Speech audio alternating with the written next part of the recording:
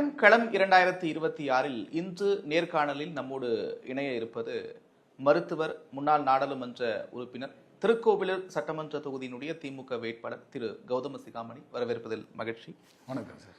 தேர்தல் களம் எப்படி இருக்கு? வேட்பாளரா, மாவட்ட செயலாளராக பொறுப்பேற்றதுக்கு பிறகு இரண்டாவது தேர்தலை சந்திக்கிறீங்க, விக்கிரவாண்டி இடைத்தேர்தல், அதுக்கப்புறம் இப்போ பொது தேர்தல். மக்களுடைய ஆதரவு எப்படி இருக்கு? கண்டிப்பாக மக்களோட ஆதரவுன்னு கேட்டிங்கன்னா, கிட்டத்தட்ட இப்போ நாங்கள் ஒரு வாரத்துக்கு மேலே ஆயிடுச்சு நேரடியாக சென்று மக்களை சந்திச்சுட்டு இருக்கோம் பிரச்சாரத்தில். அது மட்டும் இல்லாமல் நாங்கள் இன்னைக்கு மட்டும் நாங்கள் மக்களை சந்திக்கிறவங்க கிடையாது. ஏன்னா தினந்தோறும் மக்களுடனே இருக்கிறவங்க தான் நாங்கள் திமுககாரங்க அத்தனை பேரும். பல்வேறு காலகட்டத்தில் இந்த ஒரு 6 மாதத்தில் பார்த்தீங்கன்னா தொடர்ந்து தினமும் மக்களுடனே இருந்தோம் நாங்கள். வெல்லும் தமிழ் பெண்கள், என் வாக்குச்சாவடி வெற்றி வாக்குச்சாவடி, அது மாதிரி உறுப்பினர் சேர்க்கும் நிகழ்ச்சி, ஓரணி தமிழ்நாடன் உறுப்பினர் சேர்க்கும், இப்படி தினமும் பூத்தில் எங்கள் கட்சிக்காரங்கள், அதாவது நாங்களும் மாவட்ட செயலாளராக இருந்தாலும், ஒன்றிய செயலாளராக இருந்தாலும், எம்எல்ஏவாக இருந்தாலும், மந்திரியாக இருந்தால் கூட எல்லாருமே தினமும் மக்களை சந்திச்சுட்டு தான் இருக்கோம். இது தேர்தல்ன்றதுனால இன்னும் மிக சிறப்பாக மக்களோட ரியாக்ஷன் உடனடியாக நம்ம தெரிஞ்சுக்க முடியுது. மிக மிக மிக சிறப்பான ஒரு தேர்தல். இது வரைக்கும் ஆன்டி இன்கம்சி இல்லாத ஒரு தேர்தல் இது. எல்லோருக்கும் கிடைக்காத ஒரு வாய்ப்பு அப்படின்றது தேர்தல் களத்தில் எந்த வயது வித்தியாசமும் இல்லாமல் வேலை செய்யக்கூடிய ஒரு வாய்ப்பு. அது உங்களுக்கு கிடைச்சிருக்குன்னு நான் நினைக்கிறேன். ரொம்ப சின்ன வயசுலேருந்தே, ஒரு 17 வயசுலேருந்தே நீங்கள் கட்சியில் இணைஞ்சு வேலை செஞ்சுட்டு இருக்கிறீங்க. அப்போ தேர்தல் களத்துக்கும் இப்போ இருக்கிற தேர்தல் களத்துக்கும் என்ன வித்தியாசத்தை உணர்றீங்க? குறிப்பாக அப்போல்லாம் தேர்தல் அறிக்கை விடுறது அப்படின்றது கேசட்டாக ஊராக கொண்டு போய் போடுறதா இருக்கட்டும்.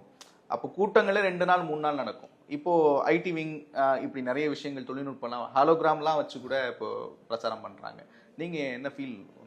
அதான் நீங்கள் சொன்ன மாதிரி 17 சொல்லிட்டு நான் 15 வயசுலேருந்தே இருக்கேன். 89 ஃபர்ஸ்ட் டைம் எங்கள் அப்பா எலெக்ஷன் நிற்கும் போது எனக்கு 15 வயசு. அப்போலேருந்தே தேர்தல் பண்ணி பார்த்துட்டு இருக்கேன். அது அந்தந்த வயசுக்கு தகுந்த மாதிரி என்னென்ன பண்ண முடியுமோ அப்போ வந்து என்னுடைய ஸ்கூல் பசங்கள்லாம் சேர்ந்து நாங்கள்லாம், என் ஃப்ரெண்ட்ஸ் எல்லாம் சேர்ந்து போய் ஓட்டு கேட்போம் ஃப்ரெண்ட்ஸோட வீட்டுக்கு. அது மாதிரி அப்போ அந்த தேர்தல் நடைமுறையில் நீங்கள் சொன்ன மாதிரி அப்போல்லாம் வீடியோ கேசட்லாம் அப்போ ரெக்கார்ட் பண்ணி நைட்டெல்லாம் கிராமத்தில் எடுத்துகிட்டு போய் ஒரு வண்டியில் வச்சு எடுத்துகிட்டு போய் போடுவோம். அப்போல்லாம் டிவி கூட இருக்காது. டிவி இந்த விசிஆர்லாம் ரெண்ட்டுக்கு எடுத்துகிட்டு போயிட்டு டெய்லி நைட்டில். இன்னொரு முக்கியமான இதுன்னா அப்போல்லாம் டைம் ரெஸ்ட்ரிக்ஷன்ஸே கிடையாது. அப்போ நீங்கள் நைட்டு ஃபுல்லாக நடக்கும். அது மாதிரி ஈவினிங்கில் தான், ஏன்னா டிவிலாம் போட முடியும்னா ஈவினிங் இருட்டானது தான் போட முடியும். நைட்டு 1 மணி 2 மணி வரைக்கும் கூட அந்த மாதிரி நாங்கள் டிவி எடுத்துகிட்டு போய் ஒரு இந்த கிராமத்தில் போய் ஒரு அரை மணி நேரம் 3/4 மணி நேரம் போட்டுட்டு திருப்பி அதை வந்து பேக் பண்ணி திருப்பி அடுத்த ஊருக்கு போய் அந்த மாதிரிலாம் போட்டு அந்த மாதிரி காமிச்சிட்ருப்போம். அப்போல்லாம் அந்த கொள்கை பாடல்கள் இந்த மாதிரி இதெல்லாம் நிறையா இதெல்லாம் வரும் அந்த டைமில் 89லேருந்து.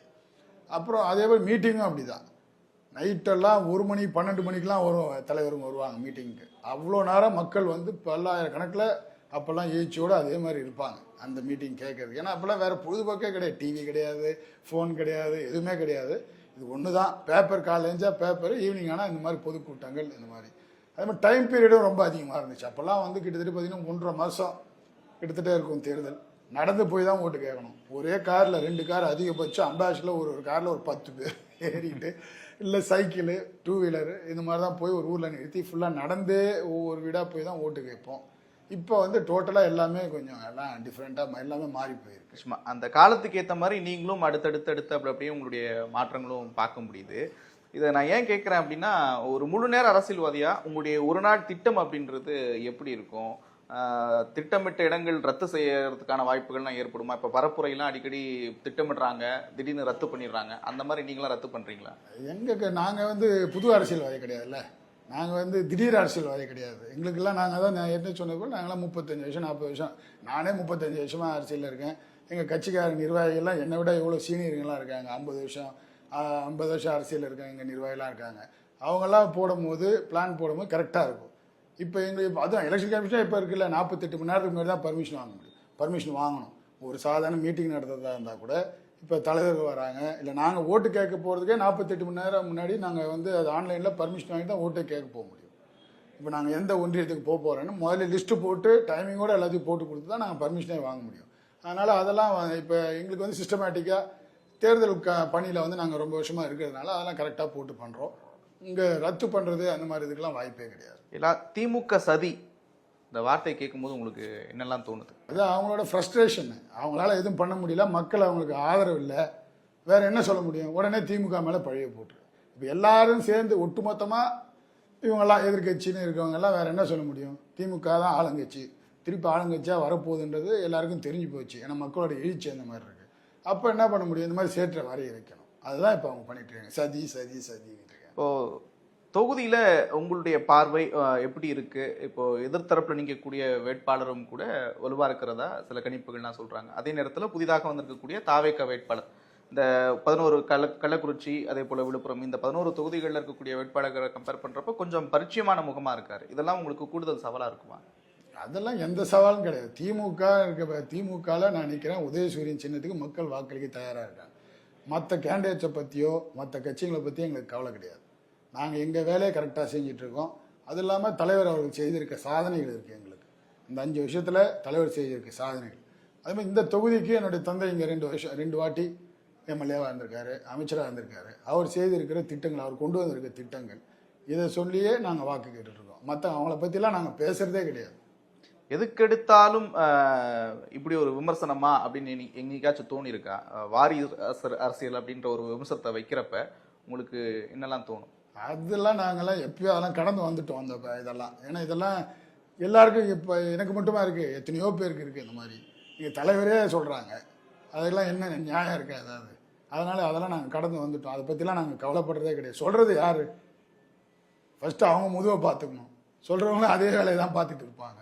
இப்போ நாங்கள் ஒன்று திடீர்னு ஒரே நாளில் வரலையே. நான் என்ன நேற்று கட்சியில் சேர்ந்து இன்னைக்கு கேண்டிடேட் ஆகிருக்கேன்னா? அப்படி கிடையாது.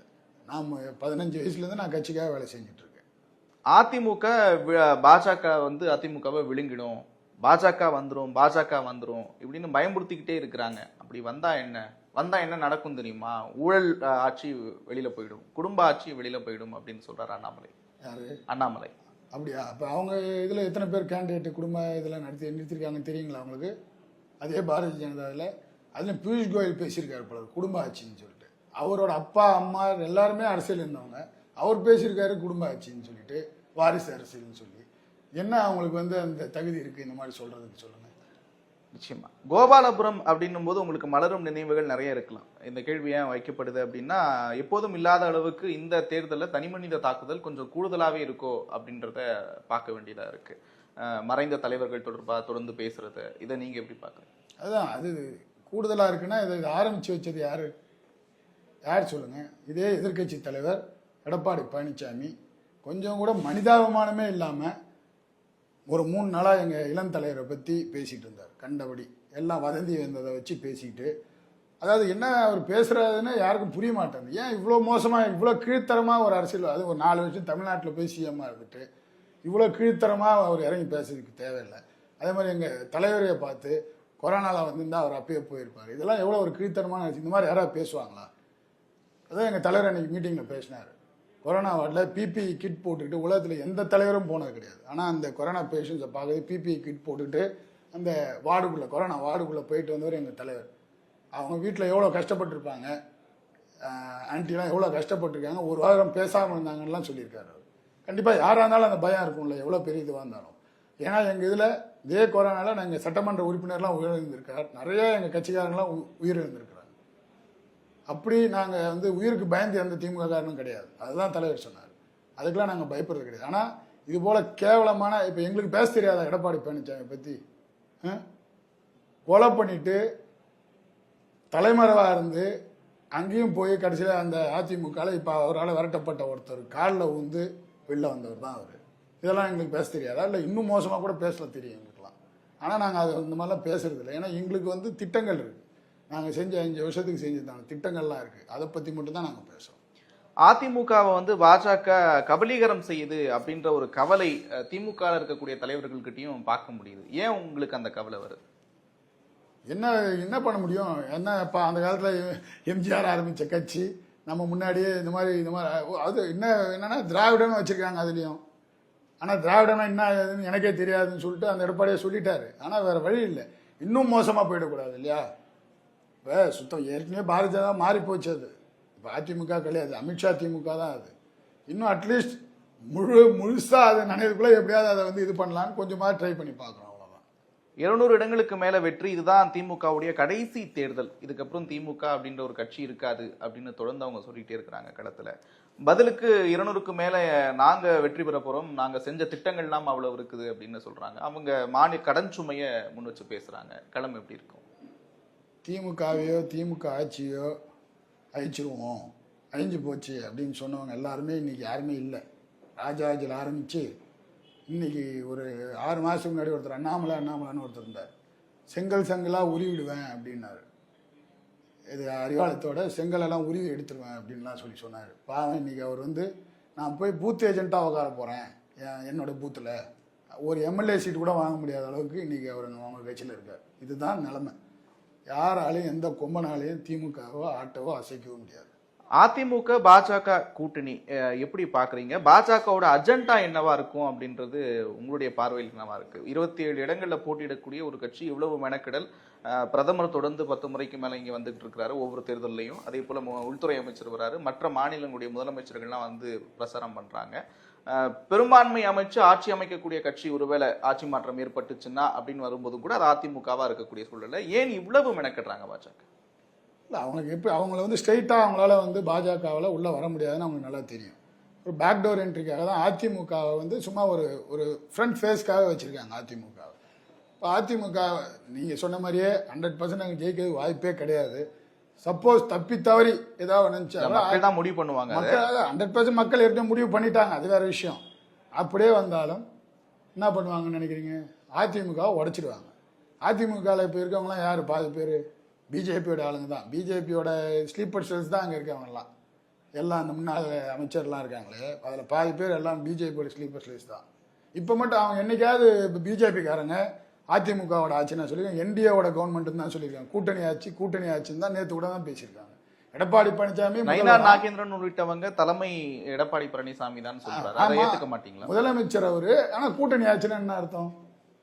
எடப்பாடி பழனிசாமி முதலமைச்சரா, என்டிஏ கூட்டணி ஆச்சா அப்படின்னா என்ன அர்த்தம்? காங்கிரஸ்லயும் இது தொடர்பான பிரச்சனைகள் இல்லைன்னு அதை முடிச்சு வச்சாச்சு இல்ல, இல்லைன்னு சொல்லியாச்சுல. நாங்க தான் ஓப்பனா சொல்லி எல்லாம் முடிச்சாச்சுல்ல. காங்கிரஸ் சொல்லும் போது நினைவுகிறது, தொடக்கத்துல தேர்தல் இந்த பயணங்கள்லாம் தொடங்குறப்ப அம்பேத்கர் புத்தக வெளியீட்டு விழால திருமாவளவன் கலந்துக்க வேண்டியதா இருந்தது. அது கலந்துக்க முடியாம போனப்ப தாவேக தலைவர் விஜய் பேசினார், அவருடைய மனசுலாம் இங்கதான் இருக்குது, அவரை கலந்துக்க விடாம தடுத்துட்டாங்க அப்படின்னு சொன்னாங்க. இப்போ பல கோடிகள் கொடுத்து காங்கிரஸை கைக்குள்ள வச்சிருக்கிறாங்க, உண்மையான காங்கிரஸ் எண்ணுக்கு பின்னாடி தான் இருக்கு அப்படின்னு சொல்றாரு. இதை எப்படி பாக்குறீங்க? யார் சொல்றது? விஜய் சொல்றாரு. விஜய் சார் அப்ப எலெக்ஷன் முடிஞ்சோடனே தெரிய போகுது யாருக்கு உண்மையான காங்கிரஸ் தாவேகா கிட்ட தான் இருக்கிறாங்க அப்படின்னு சொல்றாரு. அப்படியா? அதுதான் எலெக்ஷன் முடிஞ்சோடனே தெரிய போகுது காங்கிரஸ் யாருக்கிட்ட இருக்காங்க. நவீன யுக்திகள்லாம் நிறைய தேர்தல் பிரச்சாரத்துல பார்க்க முடியுது. ஹாலோகிராம்லாம் பயன்படுத்தி பிரச்சாரம் பண்றாங்க. விஜய் இருக்கிற மாதிரியான உருவத்தை தஞ்சையில ஒரு வேட்பாளர் பண்ணிட்டு இருக்கிறாரு. இதெல்லாம் நீங்க எப்படி பாக்குறீங்க? இது அட்வான்டேஜ்னு பார்க்க முடியுமா? தொழில்நுட்பத்தினுடைய வளர்ச்சி அப்படின்னு பார்க்க முடியுமா? ஏங்க, மக்களை சந்திக்க போறோம், எலெக்ஷனு, இதுல போய் இந்த மாதிரி கூத்து காமெடி எல்லாம் பண்ணிட்டு இருக்காங்க. வேற என்ன பண்ண முடியும்? நீங்க இந்த மாதிரி வந்து என்ன பண்றது? அது எப்படி சொல்றதுனே தெரியல. இந்த மாதிரி சினிமாக்காரங்களாம் இந்த மாதிரி அரசியலுக்கு வந்து பண்ணா இந்த மாதிரி ஹாலோகிராமு, இன்னொன்று இப்போ ஏற்கனவே பண்ணாங்க பாருங்கள், ஜெயலலிதாவுக்கு ஒரு வாட்டி பண்ணாங்க அதிமுக, தெரியுமா? அந்த பை எலெக்ஷன் நடந்துச்சு பாருங்கள், இதில் ஆர்கே பை எலெக்ஷனில் ஜெயலலிதாவோட இறந்த இதை வந்து ஒரு பெட்டி, சாவு பெட்டி மாதிரி வச்சு அந்த மாதிரி தூக்கிட்டு போனாங்க அதிமுககாரங்க. அதுக்கு கொஞ்சமும் சளைச்சவங்க இல்லை. அது ஒரு சினிமா நடிகர் இந்த கட்சி, இந்த இவர் ஒரு சினிமா நடிகர், இவர் உடனே வந்து இப்போ அப்போ அவங்க வந்து அந்த இதை வச்சுட்டு போனாங்க. இவர் இன்னும் கொஞ்சம் அந்த டெக்னாலஜிக்கலாக அட்வான்ஸ்ட் ஆகி இவங்க வந்து ஹாலோகிராம் வச்சு பண்ணாங்க. ரொம்ப குறைச்சு மதிப்பிடுறாரோ திரு கௌதம் சிகாமணி? தாவேகாவையும் தாவேகா தலைவர் விஜயும் அவ்வளோ ஒரு பெருங்கூட்டம் வருது, அத்தனை இளைஞர்கள் திரள்றாங்க, ஒரு கல்லூரியை கடந்து போறப்ப 5000 பேர் கிராஸ் பண்ணி வராங்க. இவ்வளவு இளைஞர் பட்டாளத்தை பின்னாடி வச்சிருக்கிற ஒருத்தரை நடிகர் அப்படின்னு ஒரு குறுகிய கண்ணோட்டத்தோடய பார்க்க முடிஞ்சிருமா? நான் பார்க்குற வரைக்கும் அவர் ஒரு நடிகர் தான். எனக்கு அவர் ஒரு நடிகர் தான். அவர் அரசியல் தலைவர்லாம் கிடையாது. இன்னைக்கு எங்கள் இளம் தலைவர் இன்னைக்கு இங்கே வந்திருக்காரு. இப்போ இன்னைக்கு வந்தார் மீட்டிங்க்கு, இதே திருக்கோவிலூர் தொகுதியில் 3000 பேருக்கு மேலே இளைஞர்கள் மட்டுமே இருந்தாங்க. இப்போ அவரே ஒரு செல்ஃபி எடுத்து போய் அதில் பார்த்தீங்கன்னா அதில் எல்லாம் இளைஞர்கள் தான். அப்பெல்லாம் யாரும் கிடையாது, அவருக்கு பின்னாடி இளைஞர்லாம் யாரும் கிடையாது. என்ன தாக்கத்தை ஏற்படுத்துவார் விஜய்? ஓட்டு பிரிப்பார், அவ்வளோதான். அது யாருடைய ஓட்டு பிரிப்பாருன்னு ஒரு கேள்வி இருக்குல்ல, அது எலெக்ஷன் முடிஞ்சாதான் தெரியும். சிறுபான்மையினருடைய வாக்குகளை பிரிக்கிறது தான் அவருடைய முக்கியமான அஜெண்டா. அதுக்காக தான் அவர்கள் வந்து பிஜேபி வந்து அவரை கொண்டு வந்தது. பிஜேபியோட பி டீமா சிறுபான்மை ஓட்டு திமுகவுக்கு 100% கிடைச்சிட்டு இருக்குன்றத அதை எப்படியாவது தடுக்கணுன்றதுக்காக தான் அவரை வந்து பிஜேபி கொண்டு வந்தாங்க. ஆனால் களத்தில் அந்த மாதிரி இல்லை. ஏன்னா நாங்கள் இப்போ கண்டினியூஸாக நாங்கள் வந்து இப்போ பிரச்சாரத்தில் இருக்கோம்.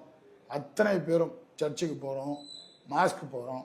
ஒரு ஓட்டு கூட எனக்கு தெரிஞ்சு அதில் வந்து சிறதற்கு வாய்ப்பு இல்லை. ஜனநாயகன் படம் ரிலீஸ் ஆக வேண்டியது பொங்கலுக்கு இது வரைக்கும் ரிலீஸ் ஆகலை. சிபிஐ என்கொயரி ஒரு பக்கம் போய்கிட்டு இருக்கு கரூர் சம்பந்தமா. இப்போ நீங்க பிஜேபியோட பி டீம் அப்படின்னு சொல்றீங்க. நீங்க சொல்றத போல சிபிஐ உள்ளிட்ட விசாரணை அமைப்புகளை இவங்க ஏவல் கருவிகளா பயன்படுத்துறாங்கன்னு வச்சுக்கிட்டாலும் கூட, ஒரு வாதத்துக்கு வச்சுக்கிட்டாலும் கூட, அவ்வளவு அழுத்தத்தையும் தாண்டி ஒரு கூட்டணிக்கு போகல அப்படின்னும் போது எதன் அடிப்படையில பிஜேபி பி டீம் சொல்றீங்க? கூட்டணிக்கு போக மாட்டாங்க. கூட்டணிக்கு போனா அவரோட சாயம் வெளுத்துற போகுது. கூட்டணிக்கு சிபிஐக்கு அவர் எப்படி போயிட்டு வந்தார் பாத்தீங்களா? சிபிஐக்கு ஏதோ சினிமா தேட்டருக்கு போயிட்டு வந்த மாதிரி போய் இப்படி இப்படி கை காமிச்சிட்டு, வேன்ல எது ஜீப் ஒரு கார்ல வந்து வெளியில ஏறி நின்றுட்டு இப்படி கை காமிச்சிட்டு, யாராவது ஒரு இன்வெஸ்டிகேஷன் போகிறவங்க காலையிலேருந்து ஈவினிங் வரைக்கும் உட்கார வச்சு நாங்களும் பல இதாக பார்த்துருக்கோம். அந்த மாதிரி எவ்வளோ இது பண்ணுவாங்கன்னு எங்களுக்குன்னு தெரியும். அவர் எப்படி போயிட்டு வந்தார் பார்த்தீங்களா? சிபிஐ இதுக்கு போயிட்டு வர மாதிரியா போயிட்டு வராரு, ஒரு என்கொயரி போயிட்டு வர மாதிரி போயிட்டு வராரு. சும்மா கூப்பிட்டு வச்சு அவங்க நாடகம் ஆடிக்கிட்டு இருக்காங்க, அவ்வளோதான். அதெல்லாம் அரசியலுக்கு அப்பாற்பட்டு இப்போ கேட்கக்கூடிய கேள்விக்கு உங்கள் உள்மனதுலேருந்து என்ன தோணுதோ அதை நீங்கள் சொல்லலாம். அப்பா என்னோட ஃபர்ஸ்ட் ஹீரோ. என்னெல்லாம் தோணுது? இப்போ திருக்கோயிலூர் தொகுதியில் அவர் சட்டமன்ற உறுப்பினராக இருந்த ஒரு தொகுதியில் இப்போ நீங்கள் வாக்கு கேட்க போகிறீங்க. உங்கள் கூட அவரும் சேர்ந்து வாக்கு கேட்க வராரு. இதுக்கு முன்னாடி 2019 நீங்கள் தேர்தல் களத்தில், தேர்தல் அரசியலில் முதல் வேட்பாளராக நிற்கிறதுக்கு முன்னாடி வரைக்கும் திரைமறைவில் நிறைய வேலைகள் பார்த்துருப்பீங்க, கட்சிக்காக உழைச்சிருப்பீங்க. இப்போ வேட்பாளராக நிற்கிறப்ப அப்பா கூட வந்து வாக்கு சேகரிக்கிறதுக்குள்ள அந்த ஃபீல் எப்படி இருக்கும்? நல்ல ஒரு விஷயம்தான். அவர் வந்து எனக்காக அவரோட பொசிஷனை விட்டு கொடுத்துட்டு, நான் இப்போ தேர்தல் நிற்கிறதுனால தினமும் காலையிலேருந்து இரவு வரைக்கும் நான் என் வயசில் பரவாயில்ல, அவர் வயசில் இன்னும் அவர் வந்து இன்னும் ஸ்ட்ராங்காக காலையிலேருந்து அந்த வெயிலில் எல்லா இதுலேயும் வந்து எனக்காக வந்து அவர் இன்னும் கடுமையாக உழைச்சிட்டு இருக்காரு. அது ஒரு பெருமையான விஷயம்தான். அது யாருக்கு என்ன பொறுப்பு கொடுக்கணும், யாருக்கு என்ன செய்யணும் அப்படின்றது கட்சிக்கு ஒரு பிளான் இருக்கலாம், அது அடுத்த கட்ட வளர்ச்சியாக இருக்கலாம், எதுவாக வேணா இருக்கலாம். ஆனால் தனிப்பட்ட முறையில் அந்த நேரத்தில் நமக்கு அது எப்படி இருக்கும் அப்படின்றது ஒரு விஷயம் இருக்குல்ல. இப்போது வேட்பாளராக மீண்டும் வாய்ப்பு இல்லை அப்படிங்கிறப்ப அவர் எப்படி உணர்ந்தார்? அவர் எப்படி உணர்ந்தார்னா அது அவர்கிட்ட தான் கேட்கணும். இல்லை, வேட்பாளராக கஷ்டமாக இருந்தது, எங்களுக்கு ரொம்ப கஷ்டமாக தான் இருந்தது. இல்லை, தொடர்ந்து அவர் பேசின சில விஷயங்கள், அடுத்தடுத்து கட்சியில் நடந்த விஷயங்கள், இது எல்லாத்தையும் குறைவையாக வச்சு பார்க்குறப்ப அப்பாவை நீங்கள் வீட்டில் டெய்லி பார்த்துக்கிட்டு இருக்கிறீங்க. அவர் பர்சனலாக எப்படி ஃபீல் பண்ணுறாருன்னு கேட்குறேன். இல்லை, அவர் அதை ஒன்றும் பெருசாக இதுவாக உடனே அன்னைக்கே சரியாயிட்டார்ல. அன்னைக்கே எனக்கு என்னை கூப்பிட்டுட்டு நேராக தலைவரை போய் பார்த்தோம். சீட் அனௌன்ஸ் பண்ண அன்றைக்கி நேராக போய் தலைவர் அவரும் வந்தார், கூட வந்து பார்த்தாரு. தலைவரும் பேசினார், நீங்களாம் ஜெயிக்க வச்சு வாங்க அப்படின்னு சொன்னார். சரிங்க தலைவர்னு சொல்லிட்டு வந்தார். அது அவரை கேஷுவலாக தான் எடுத்துக்கிட்டார். அதெல்லாம் ஒரு மாற்றம் அப்படின்ற மாதிரி ஒரு இதில் எடுத்துக்கிட்டார். இப்போ நீங்கள் நாடாளுமன்ற உறுப்பினராக இருக்கிறப்ப நிறைய விஷயங்கள் செஞ்சுருக்கிறதா கேள்விப்பட்டிருக்கோம். குறிப்பாக அந்த சாலை விபத்துகளை தடுக்கிறதுக்கு குரல் கொடுத்துருக்குறீங்க அப்படின்லாம். அதுக்கு முதல் முறையாக நாடாளுமன்றத்தில் பேசின அந்த அனுபவம் எப்படி இருந்துச்சு உங்களுக்கு? அதுதான் ஃபர்ஸ்ட் டைம் அதுதான் நான் பேசுகிறேன். நான் அப்போ வந்து எம்பி ஆகி கிட்டத்தட்ட 1.5 மாதம் ஆகிடுச்சு. நம்ம நினைக்கிற மாதிரிலாம் இருக்காது. நம்ம ஏதோ நேராக போய் உள்ளே உட்காந்து நம்மளை பேச கூப்பிடுவாங்க, நம்ம பேசலாம், அப்படிலாம் கிடையாது. அதெல்லாம் வந்து லாட் போடணும். அந்த லாட்டில் மொத்தமே 10 பேருக்கு தான் வரும். இந்த 0 ஹவர்னு 20 பேருக்கு தான் மொத்தமே வரும். 545 பேரில் நீங்கள் டெய்லி போட்டால் கூட உங்களுக்கு வராது. அதெல்லாம் நிறைய அதெல்லாம் ஃபார்மாலிட்டிஸ் இருக்குது, ஒன்றுமே பண்ண முடியாது அங்கே. இப்போ 0 ஹவர்னு ஒன்று இருக்குது. அதில் 20 பேர் முதல் நாள் நம்ம போட்டுருணும், நாளைக்கு இந்த கொஷின் கேட்குறேன்ட்டு. 20 பேருக்கு தான் அந்த இதுவே வரும். ஆனால் சில நாள் வந்து 0 ஹவர் கண்டினியூ பண்ணுவாங்க அங்கே இவங்க. அப்போ வந்து எல்லாருக்கும் யாருக்கு வந்து நம்ம அப்போ எழுதி கொடுக்கலாம், அந்த இன்ஸ்டண்ட்டாக எழுதி கொடுக்கலாம். இந்த கை தூக்குனா அப்போ அவர் கூப்பிடுவார் ஸ்பீக்கர். இதெல்லாம் வந்து ஒரு 1.5 மாதம் கழிச்சு தான் நடந்துச்சு, ஸ்டார்ட் ஆகி ஒரு 1.5 மாதம். அப்போ வந்து நைட்டு ஒரு 11:30 அப்போ பார்லிமெண்ட்லாம் 11 மணி 12 மணிக்கெலாம் நடக்கும். அன்றைக்கி 11:30 இருக்கும். அப்போ தான் எனக்கு அந்த டைம். அப்போ அந்த ஈவினிங் தான் இங்கே அந்த மாதிரி ஒரு ஆக்சிடென்ட் ஆச்சு. ஆக்சிடென்ட் ஆகி இல்லை, முதல் நாள் நைட்டு ஆக்சிடென்ட் ஆகி இது மாதிரி ஒரு மாஸ் கேஷுவாலிட்டி, ஒரு 20 பேருக்கு மேலே இறந்து போயிட்டாங்க. அடுத்த நாள் காலையிலேருந்து நான் வந்து அந்த சீட்டு எழுதி கொடுத்துட்ருக்கேன், பேசணுன்ட்டு. அந்த 0 ஹவரே வரல. ஈவினிங் மேலே தான் எடுத்தாங்க. நைட்டு ஒரு 8 மணிக்கு 0 ஹவர் எடுத்தாங்க. அப்புறம் எனக்கு சான்ஸ் வரும்போது ஒரு 11:30 இருக்கும். அந்த டைமில் தான் நான் ஃபஸ்ட்டு அந்த இஷ்யூ இது ரைஸ் பண்ணி அதுக்கப்புறம் வந்து ஒரு பல வாட்டி, ஒரு 5-6 வாட்டி அதை பற்றி பேசினேன். ஒன்றும் பேசியும் ஒன்றும் இது இல்லைன்ட்டு அப்புறம் டைரெக்டாக போய் மினிஸ்டர்ஸை பார்த்தேன். அந்த ஹைவேஸ் மினிஸ்டரை பார்த்து அப்புறம் நகை அஃபிஷியல்ஸ் நேராக அங்கே போனதுக்கப்புறம் தான் அந்த வேலையை அப்புறம் தான் ஸ்டார்ட் பண்ண தோணுச்சு. அதுக்கப்புறம் அவங்க ஃபுல்லாக அவங்கக்கிட்ட வந்து அதை வந்து இது பண்ணி ஃபாலோ அப் பண்ணி, பழைய கான்ட்ராக்டர்ஸ் வந்து அவங்க எல்லாம் இதாகிட்டாங்க, பிளாக் லிஸ்ட் பண்ணிட்டாங்கன்னு சொல்லி புதுசாக திருப்பி கான்ட்ராக்டோட வச்சு திருப்பி இது பண்ணி எல்லாம் ஸ்டார்ட் பண்ணி நான் இருக்கும்போதே அது பணி வந்து கிட்டத்தட்ட ஒரு 70-80% முடிஞ்சிருச்சு. அடுத்து ரேபிட் ஃபயர் மாதிரி ரொம்ப சுருக்கமாக உங்களுக்கு தோன்றதை சொல்லுங்கள். கோபாலபுரம். ஒரு கல்லூரி. கருணாநிதி. தாத்தா. ரைட். ஸ்டாலின். தலைவர்.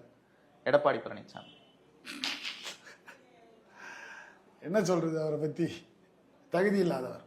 இப்போ தொடர்ந்து மத்தியிலிருந்து வந்துகிட்டே இருக்கிறாங்க ஆட்கள். பிரதமர்லேருந்து உள்துறை அமைச்சர்லேருந்து எல்லாரும் வந்துட்டே இருக்கிறாங்க. ஒருவேளை உங்களுக்கு வாய்ப்பு கிடைக்குதுன்னு வச்சுக்கோங்களேன், பிரதமர் நரேந்திர மோடியை சந்திச்சு நீங்கள் ஒரு வாய்ப்பு கிடைக்குது கேட்குறீங்கன்னா என்ன கேள்வி கேட்பீங்க? தமிழ்நாட்டுக்கு வரீங்க, தமிழில் ஏதாவது பேசுகிறீங்க, திருக்குறள்லாம் வந்து பேசுகிறீங்க, ஆனால் அது திருக்குறளாக என்னன்னு கூட யாருக்கும் தெரியாது, அதெல்லாம் கூட விட்டுடலாம். பட் ஏன் தமிழ்நாட்டை புறக்கணிக்குங்க? இந்தியாவுக்கு தான் நீங்கள் பிரதமர். இப்போ எங்கள் தமிழ்நாட்டு முதலமைச்சர் நாங்கள் ஒன்று 234 தொகுதியும் ஜெயிச்சில்லை, இல்லை 60 பேருக்கு மேலே வந்து எதிர்கட்சி இருக்காங்க. ஆனால் எல்லா கான்ஸ்டியூன்சியும் ஒரே மாதிரி தான் பார்க்குறோம், எல்லாரையும் ஒன்றா தான் ட்ரீட் பண்ணுறாங்க.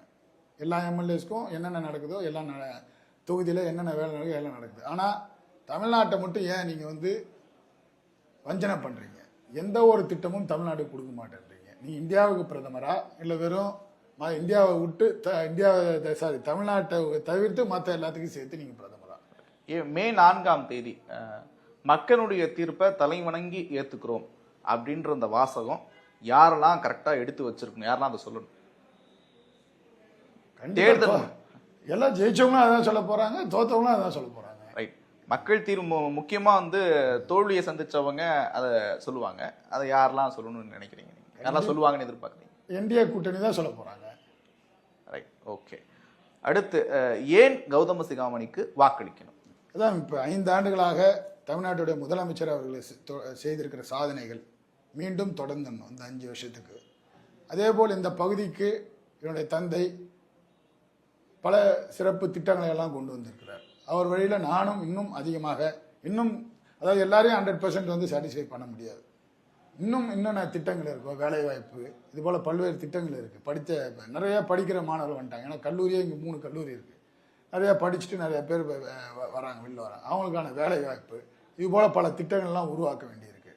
அதுக்காக எனக்கு ஒரு வாய்ப்பு அளித்தால் கண்டிப்பாக தமிழ்நாட்டுடைய முதலமைச்சர், அவருடைய துணை முதலமைச்சர் அவருடன் சென்று அவருடன் பேசி இந்த தொகுதிக்கு தேவையான அத்தனை பணிகளையும் செய்வேன். அதற்காக எனக்கு ஒரு வாய்ப்பு அளிக்கும். ஏன் அதிமுகவுக்கு வாக்களிக்க கூடாது அல்லது அதிமுக ஆட்சிக்கு வரக்கூடாது? அதிமுக ஆட்சியே வராது, அது வேற விஷயம். அதிமுகவுக்கு வாக்களிக்க கூடாது. அதிமுக வந்து மக்கள் விரோத அதிமுக. என்ன பண்ணுவாங்க அவங்க? அதிமுக வந்தா பாரதிய ஜனதா அந்த இதை டேக் ஓவர் பண்ண போகுது. பாரதிய ஜனதா வந்துச்சா என்ன நடக்கும்னா அடுத்தது மத கலவரத்தை தூண்டுவாங்க, ஜாதி கலவரத்தை தூண்டுவாங்க. இதுதான் அவங்களோட ஒரே தொழில், வேற எந்த ஒரு வளர்ச்சியும் இருக்காது. இத்தனை வருஷமா இருக்காங்களே பாரதிய ஜனதா பல மாநிலங்களில், ஏன் இன்னும் எதுவுமே வளர்ச்சி அடையல? தாவேக்க தொண்டர்களுக்கும் விஜய்க்கும் நீங்க சொல்ல விரும்ப வேண்டியது என்ன? விஜய் வந்து தயவுசெய்து திருப்பி சினிமாவில் நடிக்க போயிடலாம், அது ஒண்ணுதான் நான் அவருக்கு சொல்ல வேண்டியது. தொண்டர்களுக்கு, தாவேக்க தொண்டர்கள் அப்படியே தொண்டர்கள், தாவேக்கால தொண்டர்கள் நீங்க சொல்றீங்க, ரசிகர்கள்னா சொல்லலாம். அரசியல் கட்சியை தொடங்கிட்டாரு, அரசியல் கட்சி தலைவரா இருக்கிறாரு, அப்போ ஃபாலோ பண்றவங்க தொண்டர்களா தானே இருப்பாங்க. அவங்க ரசிகர்களா மாறிடுங்கன்னு சொல்றான், அவ்வளவுதான். ரைட். ஓகே. தேர்தலுக்கு இன்னும் வாக்குப்பதிவுக்கு சில நாட்கள் இருக்கக்கூடிய ஒரு சூழல்ல ஒவ்வொரு நொடியும் கூட ரொம்ப ரொம்ப முக்கியமான நேரம். அப்படி இருக்கும் போதும் கூட இவ்வளவு நேரத்தை எங்களுக்கு செலவழிச்சு உங்களுடைய கருத்துக்களை பகிர்ந்து கொண்டமைக்கு நன்றி. பார்த்த நேயர்களுக்கு நன்றி. நன்றி சார்.